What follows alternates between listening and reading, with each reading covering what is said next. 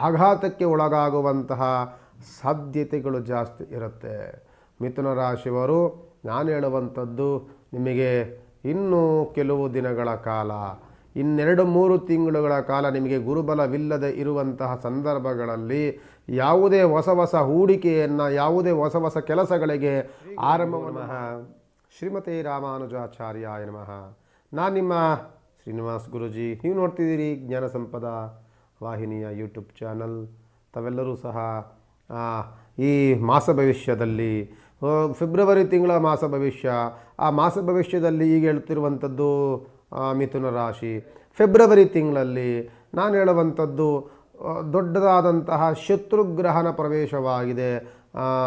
February ತಿಂಗಳಲ್ಲಿ ಮಿಥುನ ರಾಶಿವರೆಗೆ ಬುಧನ ಅಧಿಪತಿ ಇರುವಂತಹ ರಾಶಿಗೆ ಅವನ ಶತ್ರುಗ್ರಹವಾದಂಥ ಕುಜಗ್ರಹಣ ಪ್ರವೇಶದಿಂದ ಆರೋಗ್ಯದಲ್ಲಿ ಏರುಪೇರುಗಳಾಗುವಂತಹ ಸಾಧ್ಯತೆಗಳು ಮಿಥುನ ರಾಶಿಯವರಿಗೆ ಹೆಚ್ಚಿನದಾಗಿ ಇದೆ.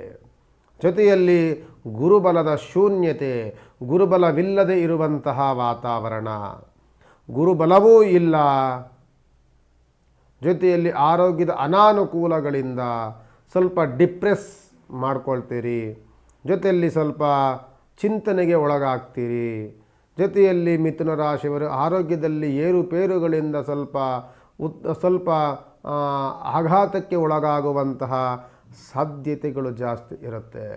ಮಿಥುನ ರಾಶಿಯವರು ನಾನು ಹೇಳುವಂಥದ್ದು, ನಿಮಗೆ ಇನ್ನೂ ಕೆಲವು ದಿನಗಳ ಕಾಲ, 2-3 ತಿಂಗಳುಗಳ ಕಾಲ ನಿಮಗೆ ಗುರುಬಲವಿಲ್ಲದೆ ಇರುವಂತಹ ಸಂದರ್ಭಗಳಲ್ಲಿ ಯಾವುದೇ ಹೊಸ ಹೂಡಿಕೆಯನ್ನು, ಯಾವುದೇ ಹೊಸ ಕೆಲಸಗಳಿಗೆ ಆರಂಭವನ್ನು ಮಾಡುವುದನ್ನು ಸ್ಥಗಿತ ಮಾಡುವಂಥದ್ದೇ ಒಳಿತು.